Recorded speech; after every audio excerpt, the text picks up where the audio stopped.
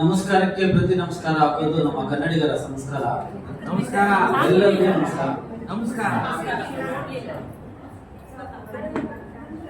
ಮೊದಲಿಗೆ ನಮ್ಮ ತಾಯಿ ಭುವನೇಶ್ವರಿಯ ಪಾದಗಳಿಗೆ ನಮಸ್ಕರಿಸುತ್ತಾ, ಏನು ಹಿದ್ಮಾ ಫೌಂಡೇಶನ್ ಕರ್ನಾಟಕ ಇವರು ಆಯೋಜನೆ ಮಾಡಿರುವ 5ನೇ ವಾರ್ಷಿಕೋತ್ಸವದ ಸಮಾರಂಭಕ್ಕೆ ಹಾಗೂ ವಿಶ್ವ ಮಾನವ ದಿನಾಚರಣೆಗೆ ಆಗಮಿಸಿ ವೇದಿಕೆ ಮೇಲೆ ಆಸೀನರಾಗಿರುತ್ತಕ್ಕಂಥ ಎಲ್ಲ ಗಣ್ಯರೇ, ವೇದಿಕೆ ಮುಂಭಾಗದಲ್ಲಿ ಕುಳಿತಿರುವ ಎಲ್ಲ ಕವಿ ಮನಸ್ಸುಗಳೇ, ಸೋದರ ಸೋದರಿಯರೇ, ಮೊದಲನೇದಾಗಿ ಇಂದು ಈ ವಿಶ್ವ ಕಂಡಂತಹ ಮಹಾನ್ ಕವಿ, ರಾಷ್ಟ್ರಕವಿ, ಜ್ಞಾನಪೀಠ ಪ್ರಶಸ್ತಿ ಪುರಸ್ಕೃತರು ಡಾಕ್ಟರ್ ಕುವೆಂಪು ರವರ ಜನ್ಮದಿನ. ಹಾಗಾಗಿ ನಾಡಿನ ಸಮಸ್ತ 6 ಕೋಟಿ ಕನ್ನಡಿಗರಿಗೆ ಇವರು ರಾಷ್ಟ್ರಕವಿ. ಹಾಗಾಗಿ ರಾಷ್ಟ್ರದ ಎಲ್ಲ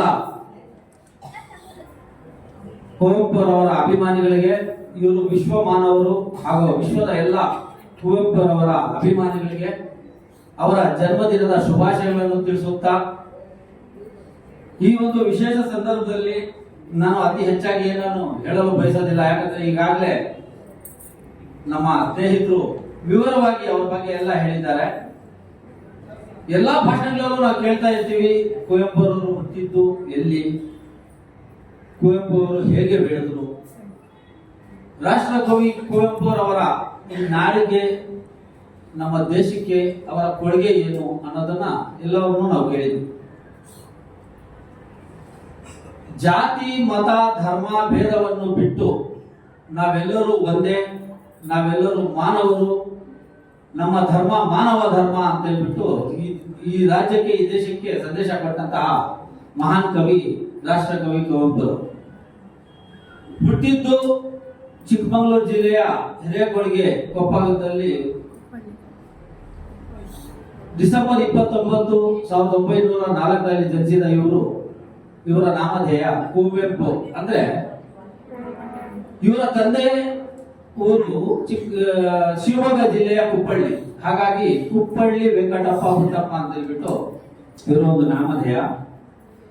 ಕುವೆಂಪುರವರು ಈಗ ಏನಾಗಿದೆ ಅಂದ್ರೆ, ಯಾರೇ ಆಗಿರ್ಲಿ ಒಬ್ಬ ಕವಿ ಇನ್ನೊಬ್ಬ ಕವಿ ಬಗ್ಗೆ ಹೊಗಳ್ಬೇಕಾದ್ರೆ ಅವರಲ್ಲಿ ಏನಾದ್ರೂ ಒಂದು ವಿಶೇಷತೆ, ಅವ್ರಿಗೆ ಆ ಅರ್ಹತೆ ಇದ್ರೆ ಮಾತ್ರ ಒಬ್ಬ ಕವಿ ಇನ್ನೊಬ್ಬ ಕವಿಗೆ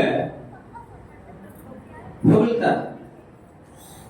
ಅದೇ ರೀತಿ ದಾರಾ ಬೇಂದ್ರೆರವರು ರಾಷ್ಟ್ರಕವಿ ಕುವೆಂಪುರವರಿಗೆ ಯುಗದ ಕವಿ, ಜಗದ ಕವಿ ಅಂತ ಹೇಳ್ಬಿಟ್ಟು ವರ್ಣಿಸ್ತಾರೆ. ಇಂಥ ಒಂದು ಮಹಾನ್ ಕವಿ ಈ ದೇಶದಲ್ಲಿ ನಮ್ಮ ರಾಷ್ಟ್ರಗೀತೆ ಬಿಟ್ರೆ, ಆಗ್ಲೇ ನಮ್ಮ ಸಹೋದರರು ಹೇಳ್ತಾ ಇದ್ರು, ಕುವೆಂಪುರವರು ಬರೆದಿರುವ ಒಂದು 50 ವರ್ಷ ಹಿಂದಿನ ಒಂದು ಕಾದಂಬರಿ, ಅದು ಈಗಲೂ ಚಿರಮರ ಅಂತ. ಇವತ್ತು ನಾವು ಏನು ನಾಡಗೀತೆ ಹಾಡ್ತೀವಿ, ಈ ಒಂದು ನಾಡಗೀತೆ ಪ್ರತಿದಿನ ನಮ್ಮ ಶಾಲೆಗಳಲ್ಲಿ ನಮ್ಮ ಮಕ್ಕಳು ಪ್ರತಿಯೊಂದು ಕಾರ್ಯಕ್ರಮದಲ್ಲಿ ಉದ್ಘಾಟನೆ ಮಾಡೋಕ್ ಮುಂಚೆ ಈ ಒಂದು ನಾಡಗೀತೆಯನ್ನು ನಾವು ಕಾಣ್ತೀವಿ. ಇಂಥ ಮಹನೀಯರಿಗೆ ಒಮ್ಮೆ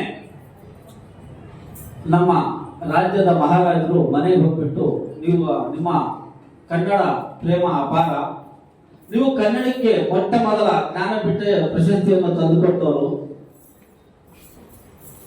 ಕೇಂದ್ರ ಸಾಹಿತ್ಯ ಅಕಾಡೆಮಿಯ ಪ್ರಶಸ್ತಿಯನ್ನು ತಂದುಕೊಟ್ಟವರು ತಾವು ನಮ್ಮ ಮಕ್ಕಳಿಗೆ ಕನ್ನಡದ ಪಾಠ ಹೇಳ್ಕೊಡ್ಬೇಕು ಅಂತ ಹೇಳ್ಬಿಟ್ಟು ಒಮ್ಮೆ ಕೇಳಿದಾಗ ಅವ್ರು ಹೇಳ್ತಾರೆ, ನನಗೆ ಬಹಳ ಸಂತೋಷ ಆಗ್ತಾ ಇದೆ ಮಹಾರಾಜರೇ, ನಿಮ್ಮ ಮಕ್ಕಳಿಗೆ ಪಾಠ ಹೇಳ್ಕೊಡೋ ಅಷ್ಟು ಒಂದು ನೀವು ಬಂದು ನನಗೆ ಹೇಳ್ತಾ ಇದ್ದೀರಾ ಅಂದ್ರೆ ನನಗೆ ತುಂಬಾ ಸಂತೋಷ. ಆದ್ರೆ ನಾನು ಎಂದಿಗೂ ನಿಮ್ಮ ಮನೆಗೆ, ನಿಮ್ಮ ಅರಮನೆಗೆ ಬಂದು ನಾನು ಪಾಠ ಹೇಳ್ಕೊಡಲ್ಲ, ನಿಮ್ಮ ಮಕ್ಕಳು ನನ್ನ ಮನೆಗೆ ಬಂದು ಪಾಠ ಕಲೀಲಿ ಅಂತ. ಯಾಕೆ ಅಂದ್ರೆ ಕುವೆಂಪುರವರು ಸರ್ವರಿಗೂ ಸಮಾನರು, ಬುದ್ಧ ಬಸವಣ್ಣನವರ ಹಾದಿಯಲ್ಲಿ ನಡೆದಂತಹ ಮಹನೀಯರು ಕುವೆಂಪು. ಅಪಾರವಾದ ಸಾಹಿತಿ, ಸಾಹಿತ್ಯ ಲೋಕದಲ್ಲೆಲ್ಲ ಆಗ್ಲೇ ನಮ್ಮ ಮಿತ್ರರು ಹೇಳಿದಾಗೆ ಬಹಳಷ್ಟು ಅವರ ಕತೆ ಕಾದಂಬರಿಗಳು ಸಿನಿಮಾದಲ್ಲಿ ನಾಟಕಗಳಲ್ಲಿ ನಾವು ನೋಡಿದ್ದೀವಿ. ಇಂಥ ಮಹನೀಯರು ಒಮ್ಮೆ ಇವರ ಕೊನೆ ಕಾಲಘಟ್ಟದಲ್ಲಿ ನಮ್ಮ ರಾಜ್ಯದ ಮುಖ್ಯಮಂತ್ರಿಗಳಾದಂತಹ ಬಂಗಾರಪ್ಪನವರು ಅವರ ಮನೆಗೆ ಭೇಟಿ ನೀಡಿ,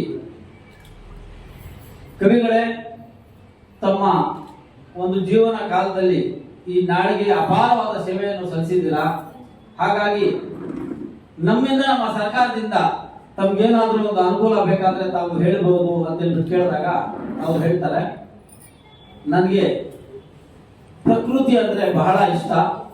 ನಾನು ಸಹಸ್ರ ಪರ್ವತಗಳನ್ನು ಒಮ್ಮೆ ನೋಡಬೇಕು ಅಂತ ಕೇಳಿದಾಗ ನಮ್ಮ ರಾಜ್ಯದ ಮುಖ್ಯಮಂತ್ರಿಗಳಾದಂತಹ ಅಂದಿನ ಮುಖ್ಯಮಂತ್ರಿ ಶಿವಮೊಗ್ಗ ಜಿಲ್ಲೆಯವರೇ ಬಂಗಾರಪ್ಪನವರು ಅವರಿಗೆ ಹೆಲಿಕಾಪ್ಟರ್ ವ್ಯವಸ್ಥೆ ಮಾಡಿಕೊಟ್ಟು ಅವರಿಗೆ ಈ ಒಂದು ಪರ್ವತಗಳ ಒಂದು ಇದನ್ನು ನೋಡಲು, ಸೌಂದರ್ಯವನ್ನು ನೋಡಲು, ಆ ಒಂದು ಪ್ರಕೃತಿಯನ್ನು ನೋಡಲು ಅವಕಾಶ ಮಾಡಿಕೊಟ್ಟು ಇಂತಹ ಒಂದು ಮಹನೀಯರ ಜನ್ಮದಿನ ಎಂದು ನಮ್ಮ ರಾಜ್ಯ ಸರ್ಕಾರ ಕೂಡ ಈಗ ಒಂದು ಆದೇಶ ಹೊರಡಿಸಿದೆ.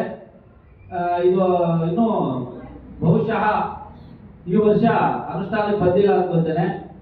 ಈ ಒಂದು ಡಿಸೆಂಬರ್ 29ರಂದು ವಿಶ್ವ ಮಾನವ ದಿನಾಚರಣೆಯನ್ನು ರಾಜ್ಯ ಸರ್ಕಾರದಿಂದ ಆಚರಣೆ ಮಾಡಬೇಕು ಅಂತ ಹೇಳ್ಬಿಟ್ಟು ರಾಜ್ಯ ಸರ್ಕಾರ ಆದೇಶ ಹೊರಡಿಸಿದೆ. ಮೊನ್ನೆ ಅಷ್ಟೇ ನಮ್ಮ ದೇಶದ ಮಾಜಿ ಪ್ರಧಾನಮಂತ್ರಿಗಳು ಇದೆಲ್ಲ ತ್ಯಜಿಸಿರೋದ್ರಿಂದ ಈ ಬಾರಿ ಈ ಒಂದು ಕಾರ್ಯಕ್ರಮವನ್ನು ತಡೆ ಹಿಡಿದಿದ್ದಾರೆ ಅನ್ಕೊಳ್ತೇನೆ. ನಾನು ಈ ವೇದಿಕೆಯ ಮುಖಾಂತರ ರಾಜ್ಯದ ಸನ್ಮಾನ್ಯ ಮುಖ್ಯಮಂತ್ರಿಗಳಿಗೆ, ಅದೇ ರೀತಿ ನಮ್ಮ ಕನ್ನಡ ಸಾಹಿತ್ಯ ಪರಿಷತ್ನ ಇಂದಿನ ಅಧ್ಯಕ್ಷರಿಗೆ ಹಾಗೂ ವೇದಿಕೆ ಮೇಲೆ ಬಹಳಷ್ಟು ಗಣ್ಯರಿದ್ದಾರೆ, ಇವರೆಲ್ಲರೂ ನಾನು ಮಾತನ್ನ ಹೇಳಕ್ಕೆ ಇಷ್ಟಪಡ್ತೇನೆ. ಮುಂದಿನ ದಿನಗಳಲ್ಲಿ ನಮ್ಮ ರಾಜ್ಯ ಸರ್ಕಾರದಿಂದ ರಾಷ್ಟ್ರಕವಿ ಕುವೆಂಪುರವರ ಈ ಒಂದು ಜನ್ಮದಿನವನ್ನು ವಿಶ್ವ ಮಾನವ ದಿನ ಎಂದು ಆಚರಣೆ ಮಾಡುವಂತಹ ಒಂದು ನಾವು ಈ ಒಂದು ವೇದಿಕೆಯಿಂದ ಕೊಡೋಣ ಅಂತ ಹೇಳ್ಬಿಟ್ಟು ನಾನು ಹೇಳ್ತಾ, ಮತ್ತೊಮ್ಮೆ ನಾನು ಆಮೀರ್ ಬನ್ನೂರ್ ಏನು ಖಿದ್ಮಾ ಫೌಂಡೇಶನ್ ನ ಅಧ್ಯಕ್ಷರು, ನನ್ನ ಮಿತ್ರರಾದಂತಹ ಹಾಶಿಫ್ ಬನ್ನೂರ್ ಅವರಿಗೆ ನಾನು ಧನ್ಯವಾದಗಳು ತಿಳಿಸೋಕೆ ಇಷ್ಟಪಡ್ತೇನೆ. ಯಾಕಂದ್ರೆ ಈ ಕಾಲದಲ್ಲಿ ಒಂದು ಸಣ್ಣ ಕಾರ್ಯಕ್ರಮ ಮಾಡೋಕ್ಕೂ ಹಿಂದಿರುಗುವಂತಹ ಕಾಲ. ಬಹಳಷ್ಟು ಜನ ಎಲ್ಲರಲ್ಲೂ ಒಂದು ಕಲೆ ಇರುತ್ತದೆ. ಮನುಷ್ಯ ಸಕಲ ಕಲಾವಲ್ಲಭ, ಎಲ್ಲ ಕಲೆಗಳನ್ನು ಬಲ್ಲವನು ಮನುಷ್ಯ. ಅವರಲ್ಲಿ ಇರುವಂತಹ ಒಂದು ಕಲೆಗಳನ್ನು ಹೊರತರಬೇಕಂದ್ರೆ ಇಂಥ ಒಂದು ವೇದಿಕೆಗಳು ಅವಶ್ಯಕತೆ ಇದೆ. ಬಹಳಷ್ಟು ವೇದಿಕೆಗಳು ನಾವು ಇವತ್ತು ವೇದಿಕೆ ಮೇಲೆ ನಿಂತ್ಕೊಂಡು ಕನ್ನಡದ ಬಗ್ಗೆ, ಕನ್ನಡದ ನೆಲ ಜಲ ಹೋರಾಟಕ್ಕೆ ನಾವೇನ್ ಬೇಕಾದ್ರೂ ಮಾಡ್ತೀವಿ ಅಂತ ಹೇಳ್ಬೋದು. ಆದ್ರೆ ಹೇಳೋದಕ್ಕೂ ಮಾಡೋದಕ್ಕೂ ಬಹಳ ವ್ಯತ್ಯಾಸ ಇದೆ. ನಾವು ಎಲ್ಲರಲ್ಲೂ ಮನವಿ ಮಾಡ್ಕೊಳ್ಳೋದಿಷ್ಟೇ, ನಾವು ಏನು ಮಾಡಕ್ ಸಾಧ್ಯ ಆಗ್ತಿದೆ ಇದ್ರು ಈ ಕನ್ನಡಕ್ಕಾಗಿ, ಈ ಕನ್ನಡದ ನೆಲಕ್ಕಾಗಿ ಏನೋ ನಮ್ಮ ರಾಷ್ಟ್ರಕವಿ ಕುವೆಂಪುರವರ ಒಂದು ಆದರ್ಶವನ್ನು ಪಾಲಿಸುತ್ತಾ ಒಂದು ನಮ್ಮ ನಾಡಿಗೆ ನಾವು ನಮ್ಮ ಕೊಡುಗೆ ಏನು ಅನ್ನೋದನ್ನ ಒಂದು ಸಣ್ಣ ಕೊಡುಗೆ ಆದ್ರೂ ನಾವು ಕೊಡೋಣ ಅಂತ ಹೇಳ್ಬಿಟ್ಟು ಹೇಳ್ತಾ, ಮತ್ತೊಮ್ಮೆ ಈ ಖಿದ್ಮಾ ಫೌಂಡೇಶನ್ ಇನ್ನಷ್ಟು ಉತ್ತುಂಗಕ್ಕೆ ಇರಲಿ. ಇಂತಹ ಕಾರ್ಯಕ್ರಮಗಳು ವರ್ಷಕ್ಕೊಮ್ಮೆ ಅಲ್ಲ, ಪ್ರತಿ ತಿಂಗಳು ಆಯೋಜನೆ ಮಾಡಿ ಹೊಸ ಪ್ರತಿಭೆಗಳಿಗೆ ಹೊರತರುವಂತ ಕೆಲಸ ಈ ಒಂದು ವೇದಿಕೆಯಿಂದ ಆಗಲಿ ಅಂತ